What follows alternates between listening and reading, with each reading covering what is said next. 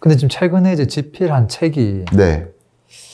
야 제목이 좀 아찔하던데 네. 그레이트 리세션 대침체 네.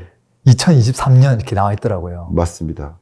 지금 내년도 이제 경제 전망을 이제 침체, 뭐 본격적인 침체라고 보시는 건가요? 네. 어떤가요? 자, 이게 재밌는 것 같아요, 어떻게 보면. 네. 경기 침체가 온다고 했는데 주가는 왜 상승하냐 이런 질문을 하시더라고요. 제가 가장 진짜 어처구니 없는 댓글이다. 경기 침체가 오면 주가는 떨어지는 게 반드시 그렇지 않습니다. 주가를 결정짓는 요인이 경기 침체 여부이면 2020년에 주가가 왜 그렇게 올랐습니까? 경기 침체라는 얘기와 주가 반등은 다른 얘기인데 경기 침체 국면에서 주가가 반등할 수 있는 거예요. 그것을 좀 강조했었는데 저는 경기가 어려워진다라고 했지 주가가 안 좋아진다고 얘기한 적이 없는데 주가를 가지고 판단하시는 같은 얘기를 해도 달리 받아들이는 거죠. 왜 이런 말씀을 드리냐면 네. Great Recession이라는 영어식 표현을 해서 죄송합니다만 네. Great Recession이라는 단어가 침체가 아닙니다. 기본적으로. Great Recession은 어떻게 보면 하강기, 둔화기예요. 아하. 정확히 정리 좀 할게요. 네. Recession이라는 단어는 둔화예요, 둔화. 디프레션이 아닙니다. 침체가 아닙니다. 우리나라 언론이 잘못하는 것들이 많아요. 왜냐하면 본격적인 둔화 왔다 이러면은 누가 기사를 클릭을 안 해요. 그러니까 본격적인 폭탄 그려놓고 침체 이래야. 그러니까 리세션이라는 단어는 둔화예요. recess, 둔화한다. 네. 네. 그리고 침체는 플러스에서 제로로 하는 게 둔화고요. 네. 제로에서 마이너스로 파고드는 게 침체죠, 이른바. 네. 디프레션이죠.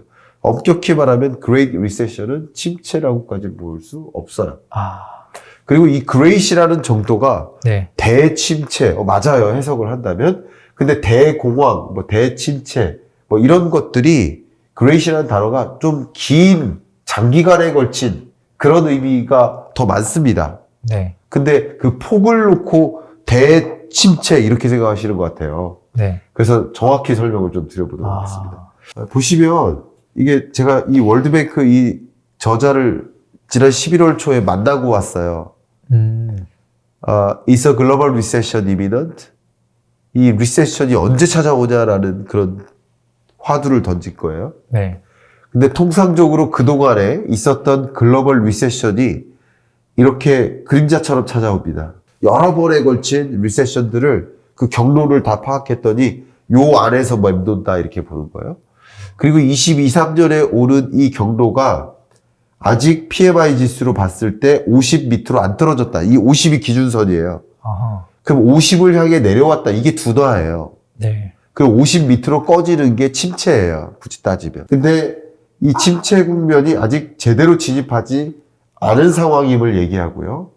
22년 경기 어렵다 말씀하시지만 22년은 둔화다.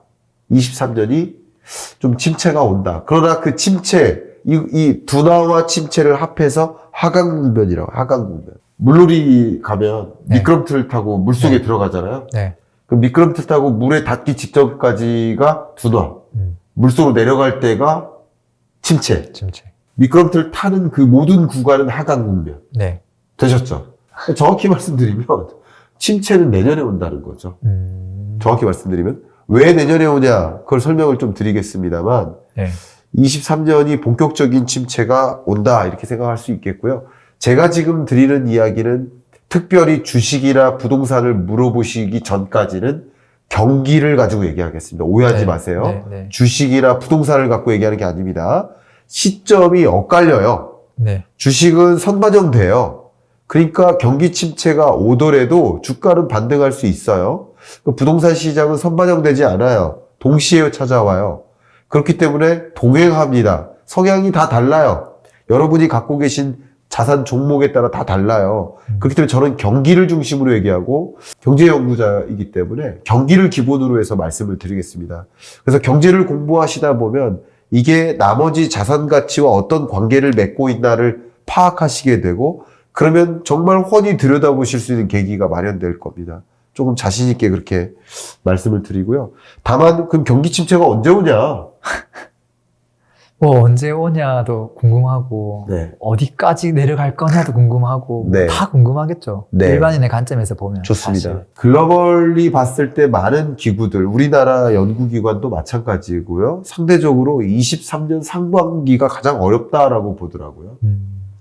그러니까 지금 이 그래프상에서 보시는 것처럼 T 플러스까지 안 가고 T까지만 가다가 다시 돌아오는 짧은 경기 침체를 예상하고 있습니다. 그러나 그것은 지금으로서의 전제인 것이고요.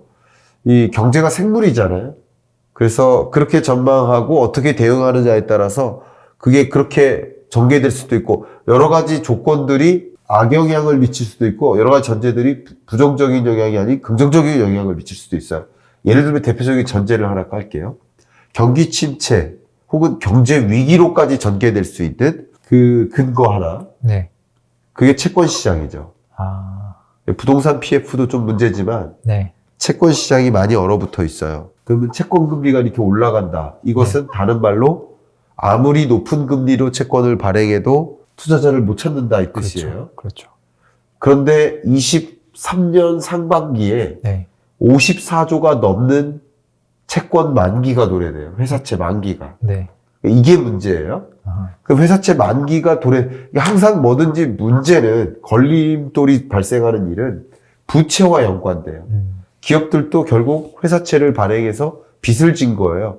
근데 빚 갚으라고 찾아오는 회사채 만기가 도래하는데 보통 기업들은 또 다른 회사채를 발행해서 이것을 말꾸는 네. 차환 거래를 해요. 네. 근데 회사채를 발행해도 제대로 투자자를 못 찾고 매각이 안 되니까 네. 미매각 되니까 그러면 선택할 수 있는 일이 두 가지예요. 네. 못 갚는 거예요. 네. 못 갚으면 뭐예요? 금융부실로 연결이 돼요. 네. 두 번째는 뭘까요? 이게 못 갚고 도산하는 거죠. 두 번째는 뭘까요? 구조조정이죠. 자산을 매각하는 거예요. 네. 자산을 매각해서라도 이것을 갚는 거예요. 자산 매각이 뭐예요? 사업 부문이 여러 가지인데 그 중에 특정 사업분을 M&A 시장에 파는 거예요. 헐값에라도 파는 네. 거예요. 네. 그러면 이 기업은 쪼그라들죠. 사업 규모가 쪼그라들죠. 네. 그런 과정에서 경기 침체가 오는 거예요. 그러니까 아직 경기 침체 온 게 아닙니다. 네. 네. 지금은 경기 둔화고요. 23년이 경기 침체고요. 사업 구조조정이 일어나고 구조조정이 본격화되면 그 해당 대기업을 중심으로 공급하는 공급업체들이 타격을 받을 수밖에 없겠죠? 당연한 현상이에요. 타격을 받고 그 공급업체뿐만 아니라 인력 조정도 일어나요. 네. 그래서 고용이 아직도 탄탄하다는 얘기를 많이 듣고 계시잖아요. 그래서 그런 겁니다. 네. 고용시장에 아직 실업자가 발생하지 않았어요. 저도 제일 관심사가 이 실업률이에요. 원래 고용은 경기 후행적이에요. 네네. 경기 둔화 국면에서 실업이 발생하기보다는 경기 침체 국면에서 실업이 후행적으로 발생합니다. 네. 그래서 23년 1분기가 좀 어쩌면 1, 2분기가 가장 어려운 국면이고요. 1분기 끝자락이나 2분기쯤에 고용 침체가 나타날 겁니다. 저는 그렇게 보고 있고요. 실업률이 갑자기 급증하는 거죠. 네, 네, 그때. 네. 예를 들어서 많은 테크 기업들이 뭐 감원했다. 뭐 미국은 그렇죠. 예, 뭐 그런 얘기 있는데도 실업률이 탄탄하잖아요. 아직은 그렇죠. 그럼 왜 그런지 아세요? 가난하기 때문에 그래요. 그게 무슨 말이에요? 가난하기 때문에 노동시장에서 이탈할 수가 없어요. 아, 해고되더라도 네. 알바라도 하는 거예요. 제가 알바하면 취업자입니까? 취업자예요. 극단적인 사례 들어드릴까요? 아버지가 치킨집을 하세요. 네. 지금 백수, 20대 백수예요, 저는. 네.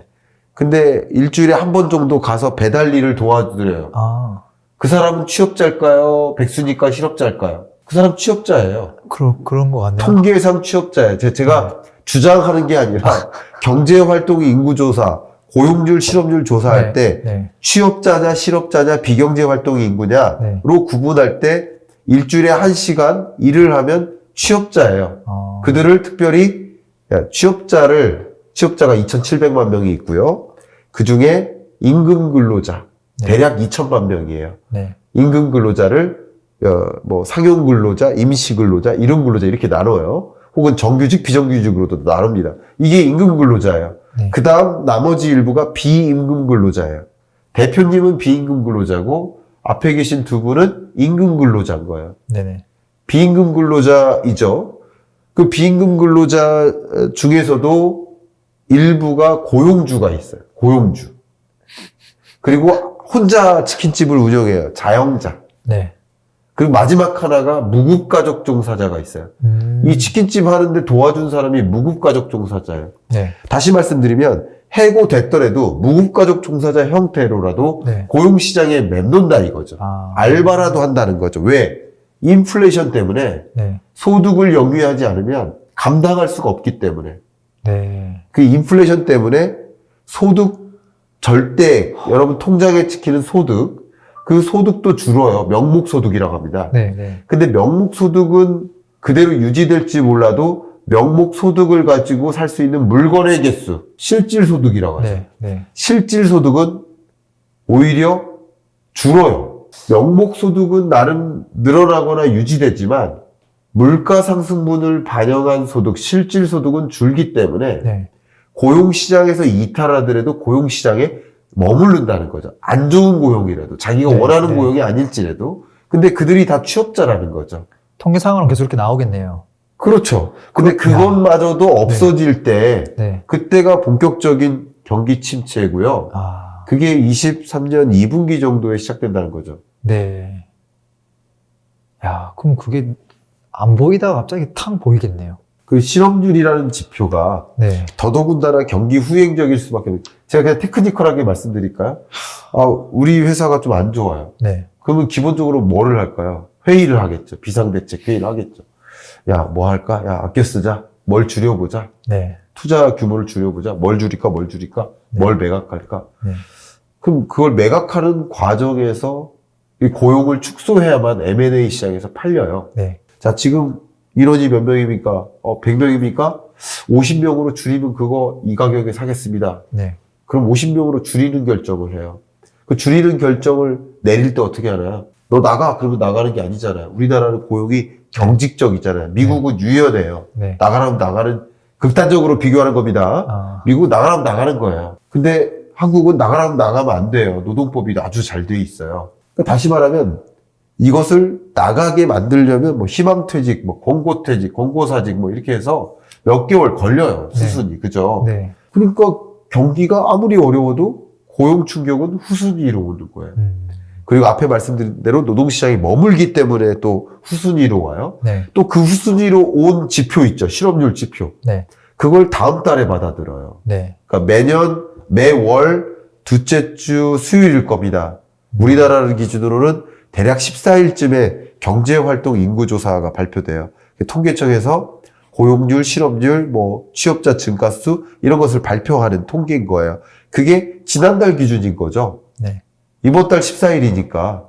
그러니까 지난달의 고용 상황을 다음 달에 받아들이니까 늦죠. 우리가 말 그대로 그런 고용 침체를 확인할 수 있는 것은 상당히 멀다라는 거죠. 그런 것들을 기다릴 수 없을 만큼 지금 굉장히 어려운 국면으로 치닫고 있으면 경기 침체라는 것을 우리는 직감해야지 그런 지표를 받아들고 경기 침체 왔네라고 판단하면 늦은 거죠.